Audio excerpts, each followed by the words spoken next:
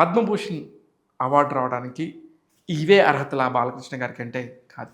బాలకృష్ణ గారు గత 25 సంవత్సరాలుగా బసవతారకం క్యాన్సర్ హాస్పిటల్‌కి సంబంధించి ఎన్నో విశిష్టమైన సేవలు చేస్తున్నారు. ఆ సేవలనేది ఆయన హృదయాంతరంగాల్లో నుంచి ఎంత గొప్పగా చేస్తున్నారంటే, తన తల్లిగారు బసవతారకం గారు క్యాన్సర్‌తో మరణించటం వల్ల ఎంతో బాధపడ్డ నందమూరి తారక రామారావు గారు, Nandamuri Basavatarakam Indo American cancer hospital అనే దాన్ని ప్రారంభించడం, దానికి సంబంధించి విశిష్ట సేవలు చేయడం అనేది మనకు తెలుసు.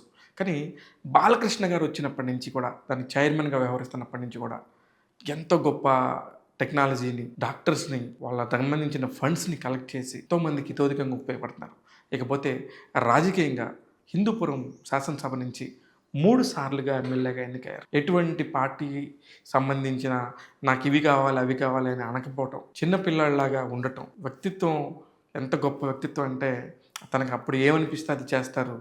మంచి చేయటం అనేది ఆయన మోటోలాగా ఫీల్ అవుతూ ఉండటంతోనే భారత ప్రభుత్వం ఆయన్ని గుర్తించి, ఆయన సేవల్ని గుర్తించి విశిష్టమైన పౌరవ సత్కారాన్ని ఆయనకి పద్మభూషణ్ రూపంలో అందించింది. ఇది నిజంగా కూడా బాలకృష్ణ ఫ్యాన్స్‌కే కాదు, బాలకృష్ణ గురించి తెలిసిన ప్రతి ఒక్కరికి కూడా ఒక మంచి వ్యక్తికి, ఒక మంచి నటుడికి, ఒక మంచి సేవా తత్పరత ఉన్న ఒక మనిషికి ఇలాంటి గొప్ప అవార్డు రావడంతోని చాలా చాలా హ్యాపీగా ఫీల్ అవుతున్నారు.